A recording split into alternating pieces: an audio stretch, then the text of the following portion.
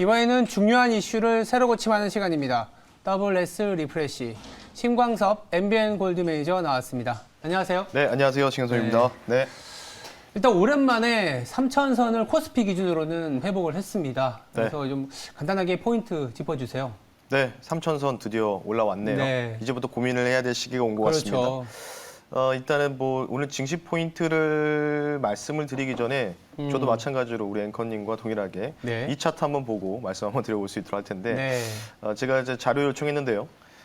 OECD에서 발표하는 매달마다 발표하는 경기 선행 지표, 선행 지수 보는데 이게 가장 좀 깔끔하게 나와서 이 도표를 좀 가지고 왔습니다. 지금 보면은 이제 뭐 우리나라, 뭐 미국, 뭐 중국 이렇게 좀 이렇게 크게 세 가지 나누어서 이제 색깔별로 보시면 되는데 딱 보시면은 지금 아실 거예요. 달마다 지금 나오고 있는데 우리나라가 지금 2개월 연속 둔화가 됐다. 네, OECD 경기 선행 지수가 뭐냐면 결국은 이제 6개월에서 9개월 정도에 미리 경기가 어느 정도로 확장할 거냐 아니면은 감소할 거냐 예측할 수 있는 지표인데 통상 이게 우리나라 코스피 지수랑 굉장히 또 연관이 있다라는 지표라고 좀 보시면 좋을 것 같고요. 이런 이 화요일 날 발표가 됐거든요. 근데 전반적으로 뭐 우리나라뿐만 아니라 다른 또 국가들도 좀 선행 지수가 조금 둔화되는 모습이 좀 나왔습니다. 따라서 이런 부분으로 인해서 상단이 조금 막혀 있는 장세가 연말까지는 지속될 수 있을 것 같다라고 말씀드렸는데 뭐 제가 보는 뷰는 이렇게 좀 말씀드리고 싶은데 우리 또 앵커님은 또 어떻게 보시는지 간단하게나 좀 부탁드리겠습니다. 일단 저희가 이제 준비한 이제 새로 고침 중에 이걸 또 뎁스 있게 깊이 있게 다루는 시간이 있기 때문에 그때 한번 더 말씀드리겠습니다. OECD 경기 선행 지수는 굉장히 중요한 지표이기 때문에 저도 한번 같이 고민해보는 시간 마련하겠습니다. 일단 투자 식스팩을 담당했던 강성호 아나운서 자리했습니다. 안녕하세요. 저부터 인사 좀 하겠습니다. 그러니까 신광섭 주말이라고 이제 건너뛰어 가신 거예요? 예. 알겠습니다. 강성호 패싱입니까?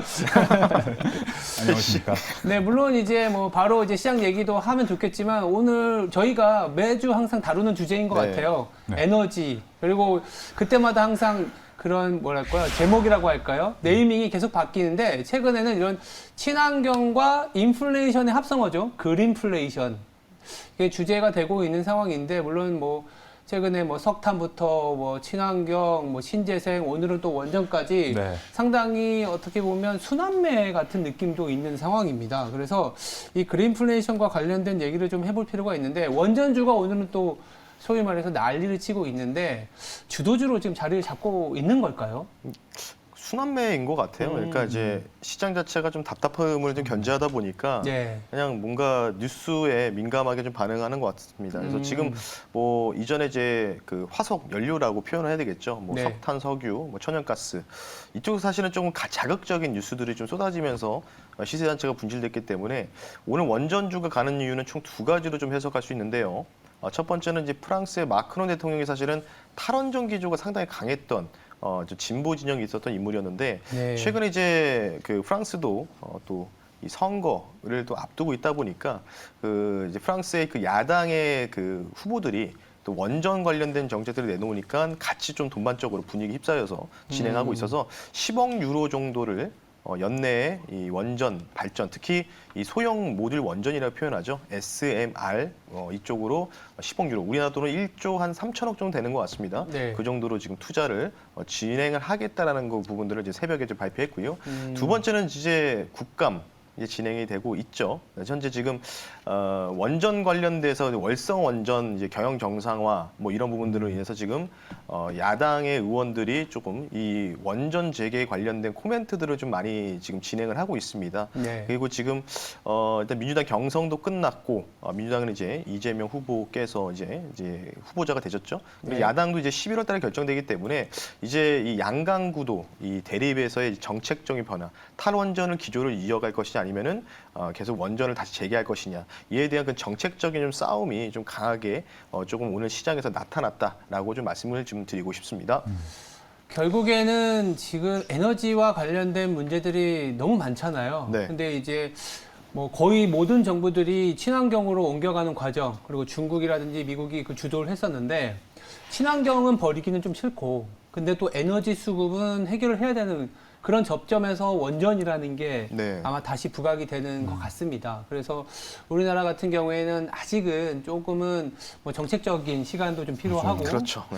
근데 또 한편으로는 이제 어쩔 수 없이 우리나라도 에너지 수급 글로벌 트렌드에 그래도 좀 발맞춰 가야 되는 거 아니냐 이런 얘기들도 나오다 보니까 한전기술이나 두산그룹 같은 그동안 오랫동안 잠겨 있었던 원전 관련주들이 뭐 한 달 전에도 좀 얘기가 나왔었던 것 같고 지금도 같이 이 불을 뿜고 있는데 이게 에너지 순환매라는 얘기를 하셨어요. 뭐 석탄, 뭐 천연가스, 뭐 WTI 우리가 또 뭐 이벤트도 하지 않습니까? 네, 근데 있습니다. 원전까지 왔고 저번에 매니저님께서 한번 말씀해 주신 게 넥스트 이 다음에 갈 것들을 잘 찾아가자라는 얘기를 자주 하셨어요. 네. 어떻게 보세요? 다음 타자라고 할까요? 이런 에너지와 관련된 거? 그러니까 좀 큰 그림으로 그림으로. 보면은 저는 이제 키워드를 쇼티지라고 말씀드리고 쇼티지, 싶어요. 네. 그러니까 물건의 쇼티지. 쇼티지. 네, 그러니까 모든 물건이겠죠. 뭐 그렇죠. 전반적인 기초 화학 제품도 마찬가지일 거고, 뭐 오늘이 이제 10월이 이제 중순이잖아요. 네. 연말 되면 또 연초나 그런 얘기들이 다시 한번 부각이 되면서 물건의 가격에 대한 인플레 또 인상 관련된 부분들. 그러니까 결국은 뭐 앵커님도 계속 말씀드렸지만 코스트가 굉장히 중요한 키워드라고 말씀을 해주셨잖아요. 그렇죠. 그래서 결국은 그런 부분으로 인해서 경기 민감주를 굉장히 좀 긍정적으로 계속 해석하고 싶다라고 말씀드리고 싶고요. 다음 타겟은 뭐 시장의 메이저들이 알 수가 있겠죠. 근데 이제 우리가 좀 다음을 좀 준비해야 될 부분들이 이번 주 또 이제 내일부터 우리나라도 갑작스럽게 기온이 좀 다운이 되죠. 뚝뚝 떨어지죠. 네, 그래서 뭐 네. 10도 정도로 좀 떨어져서 찬바람 좀 세게 불고 생각보다 일찍 지금 또 초겨울로 들어갈 수 있다는 또 보도가 좀 나오고 있는데 라니냐 관련된 부분들 정말 올해 초부터 계속해서 많이 말씀을 드렸고요. 다음 테마를 좀 봤을 때는 이제 정말 안 움직인 테마. 그러니까 미국하고 추정했을 때 미국은 태양광 업체들이 굉장히 좋은 모습을 좀 보여줬거든요. 근데 우리나라는 태양광 뭐 여러 가지가 있겠지만 현대에너지솔루션, 하나솔루션 뭐 여러 가지가 있겠지만 태양광이 사실 못 갔어요. 뭐 하나솔루션 같은 경우는 PVC 가격 관련된 이 인상 관련된 부분으로 이제 겹쳐서 간 것뿐이지 실제로는 태양광 쪽으로는 못 갔기 때문에 네. 신재생 에너지 그리고 오늘 조금 제가 이 방송 들어오기 전에 조금 더 이제 조사를 해보니까 네. 오늘 기재부 제1차관인 이억원이라는 분께서 이름이 참 상당히 특이하신 분인데 2억 원이라는 기재부 차관께서 또 전남 신안 쪽을 좀 방문을 하셔가지고 풍력 발전단지 관련된 부분들 현장 실사를 들어가셨습니다. 네. 그래서 이제 그때 나온 코멘트가 이제 그와 관련된 내년 예산안을 또 편성할 부분들을 좀 고려해 보겠다. 그래서 조금 기존 예산보다는 좀 증액하는 정도의 예산안을 조금 긍정적으로 보고 있다라고 보시면 좋을 것 같고요. 그래서 신재생 에너지는 언제든지 움직일 수 있다. 그리고 뉴스 보도됐다시피 이제 바이든 정부가 추진할 수 있는 빈야드 프로젝트, 미국 서부 해안 쪽에다가 대규모 풍력 발전단지 이제 슬슬 가동을 준비를 하고 있다라고 보시면 좋을 것 같고 석탄 뭐 끝이 없을 것 같습니다. 석탄 지금 우리나라로 치면은 석탄 직접적인 관련주는 없습니다.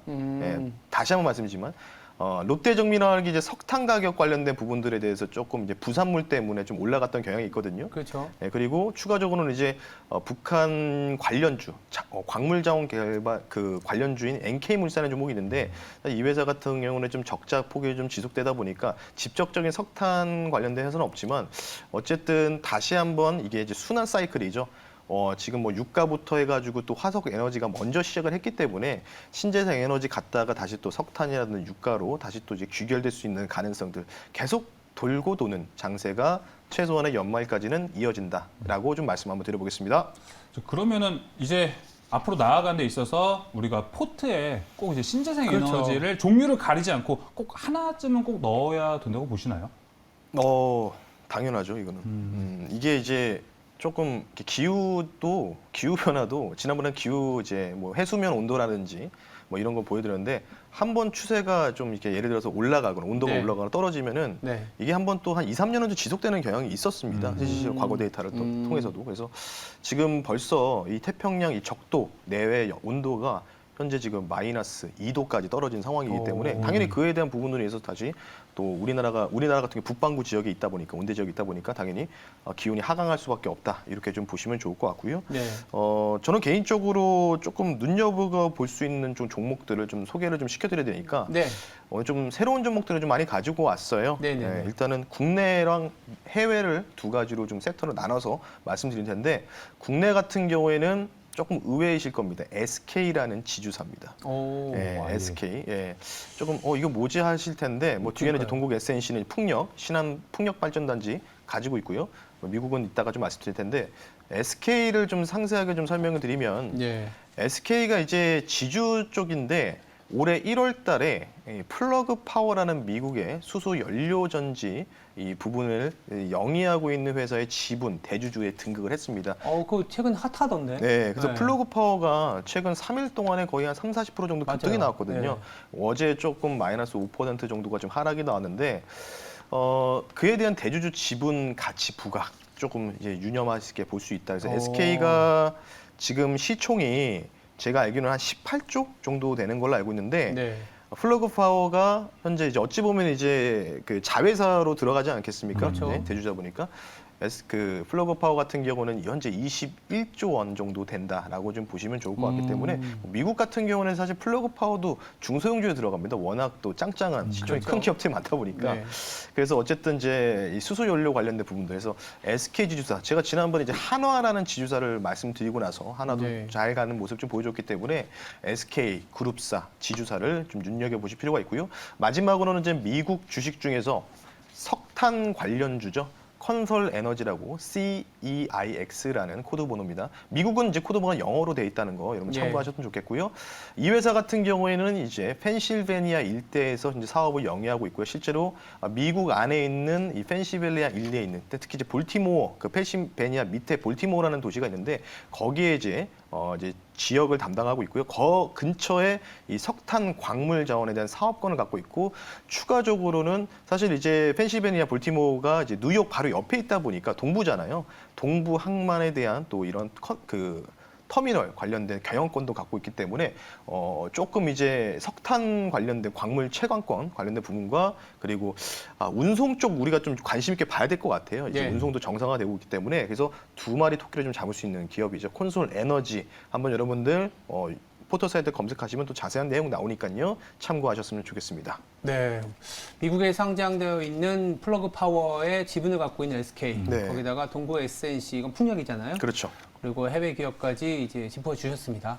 그럼 이제 두 번째 새로 고침으로 넘어갈 텐데 아까 이제 처음에 증시 포인트 짚어주셨을 때 이제 OECD 경기 선행지수를 좀 말씀을 해주셨어요. 네. 그리고 오늘 다행스럽게도 3,000선에서는 움직임이 나오곤 있는데 이게 또 언제 또 3,000선이 깨질지 모르는 상황이거든요. 그렇죠. 안착 여부를 좀 한번 고민해 볼 필요는 있을 것 같습니다. 네. 어떻게 보세요?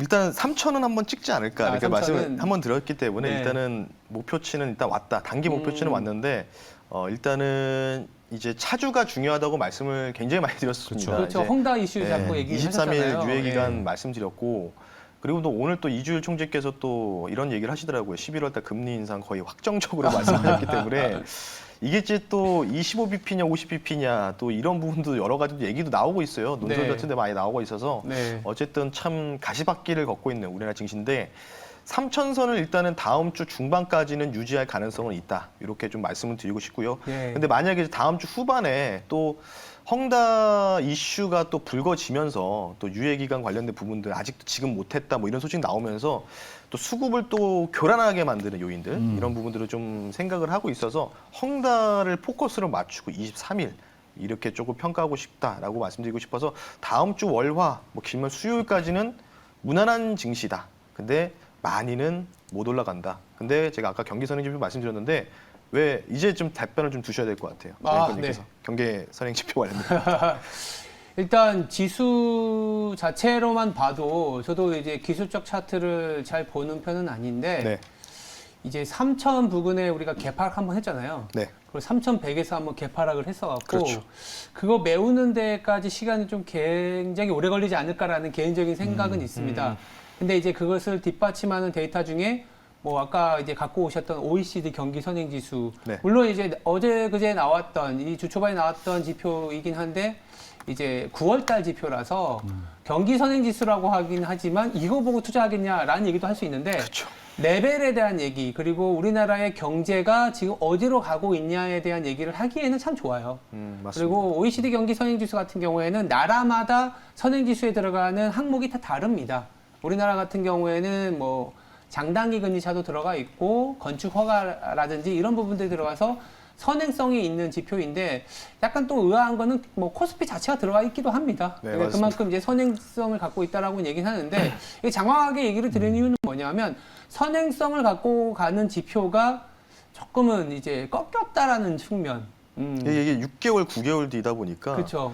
근데 거의 진짜 잘 맞이긴 우리나라 해요. 증시가 꺾일 때, 그 3,300 꺾일 때부터 사실 그때부터 사실 좀 꺾였거든요. 맞아요. 네. 그래서 그때부터 둔화가 시작이 돼서 고점 논란이 있었고, 그리고 지금도 약간 모르겠습니다. 일단은 뭐 수출 증가율도 이 통계도 봐야 되겠지만, 네. 저도 마찬가지로 이 부분 때문에 조금은 그러니까 뭔가 3,300을 넘어가기에는 조금 수급이 완벽하게 좀 화끈하게 좀 들어온 모습이 나오지 않는다면은. 그거는 좀 힘들지 않을까 해서 조금 그렇죠. 그렇게 말씀 한번 드려보겠습니다. 그러니까 지수라는 게 우리가 뭐 함부로 예상할 수 있는 건 네. 아니지만 뭐 테크니컬로 봐도 약간 그 갭을 어떻게 메울까? 그러니까 수급적으로는 신용융자도 최근에 많이 줄어들어서 개인들도 레버리지가 좀 많이 크게 일어나는 것도 아닌 네. 것 같고 경기 전체적인 측면에서도 상반기보다는 하반기가 조금은 슬로우해지는 그런 측면이 있기 때문에 네. V자 반등보다는 뭐 한 박스권 정도로 그쵸. 이제 봐야 되는 게 아닌가라는 생각도 좀 들고 있습니다. 저 뭐지? 네. 요즘 요즘 손이 근질근질해요. 3일 연속으로 장이 좀 좋다 보니까 네네네. 이제 좀 들어가야 되나 매수를 해야 되나 이렇게 좀 생각이 드는데 두 분 얘기를 좀 듣고 특히 신광선 매니저 다음 주에 이제 헝다 얘기도 해줬으니까 네. 지금 만약에 좀 요즘 장이 좋으니까 되게 투자 심리도 좀 많이 좋아졌을 것 같은데 그쵸. 헝다 이슈까지는 좀 참아볼까요? 손이 근질근질한데요. 다음 주 말이잖아요. 네. 헝다 이슈가 어떻게 나오는지만 보면 될 것 같습니다. 사실 그 이유를 그러니까 지금도 원래 사실 제가 이제 매 하루에 한 종목씩 네. PT 종목을 소개시켜 드리는데 지금 거의 영업 기준으로 한 7일 정도 쉬고 있습니다.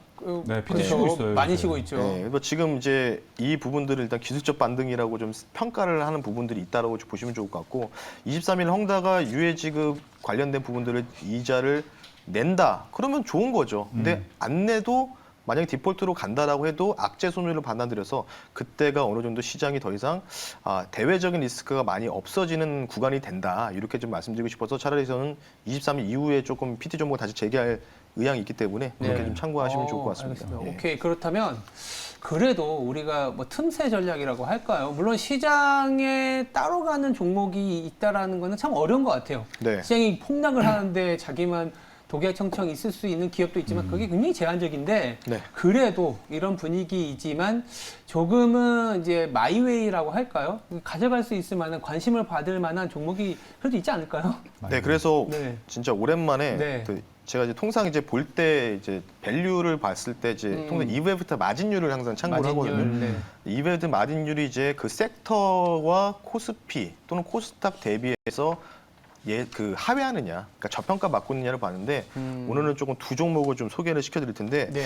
지수가 만약에 헝다 이슈든 뭐든 간에 갑작스런 급락이 나올 때도 오히려 탄탄하게 조금 주가 하락이 안 나올 종목 두 종목을 한번 소개시켜드릴 텐데 첫 번째 종목은 바로 한국 타이어 앤 테크놀로지입니다. 네, 그리고 두 번째는 금호석유 말씀 한번 드릴 텐데 두 종목 다 딱 키워드가 합성 고무라고 좀 보시면 좋을 것 같은데 제가 앞서 말씀드렸을 때 기초 화학 제품에서 쇼티지 현상도 연초에 발생할 수 있는 가능성을 염두에 두자 했는데 최근 지난번에 중국 국가통계국 자료에 의하면 합성 고무 가격이 계속해서 두 자리 이상 연속적으로 달마다 상승하는 모습을 좀 보였기 때문에 아직 이런 부분들이 시장에서는 반영이 되지 않고 있는 것 같습니다. 근데 미국은 좀 다르더라고요. 미국은 다우케미칼이라는 종목이 최근에 좀 강한 모습들을 좀 보여주고 있기 때문에 한국 타이어는 뭐 워낙 유명하고 금호석유는 또 이제 경영권 인수 이슈도 있었기 때문에 추가적으로 여기서 만약에 지수가 떨어지더라도 그렇게 많이 떨어지지 않고 오히려 이제 지수가 안정화가 될 때는